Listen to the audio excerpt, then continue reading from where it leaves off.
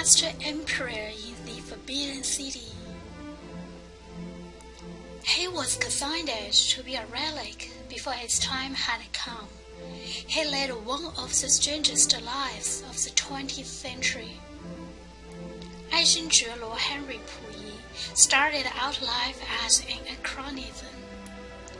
As the last of the Manchu emperors, he succeeded to the throne as a boy of 2 in 1908, the ruler of a fading dynasty of thousands of years. 3 years later, a revolution turned the country into a republic. Although his abdication was arranged, he was allowed to keep his title and live in a mock imperial state, attended by courtiers and eunuchs, served meals of 40 courses, and given playmates who were punished if he misbehaved himself. The little boy, indeed, did not realize that anything had changed, but as his biographer Edward remarked it, his policy was the first of his many presents in life. China fell into the hands of the wild warlords, and for a few days in 1917, Puyi was reinstated as emperor and then removed again. At 16, he was given 4 photographs of girls he had never met to choose from, and provided with an imperial wife and an imperial concubine. Aged 19 in 1924, with China in turmoil, he escaped to the international settlement at Tennessee to take shelter in the welcoming arms of the Japanese. They found a use for him. And when they took control of Manchuria in 1931, they proclaimed Puyi as Emperor of Manchukuo.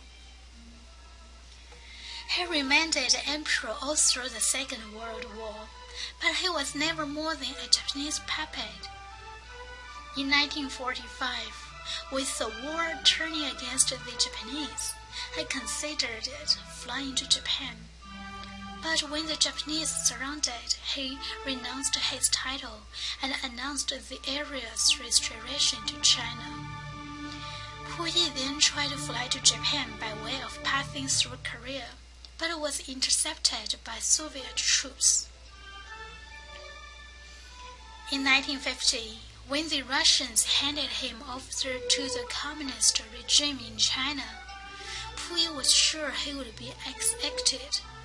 But the Chinese put him in a management center for war criminals, along with some of his family and ex-Manchukuo officials. After several years of rehabilitation, he was accepted as a true convert to communism and a loyal Chinese citizen.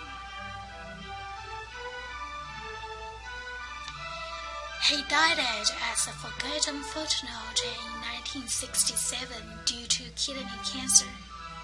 He died as a structured gardener assigned to the Beijing Botanic Gardens, where he tilled the earth that had supported his Qing dynasty ancestors for nearly 300 years.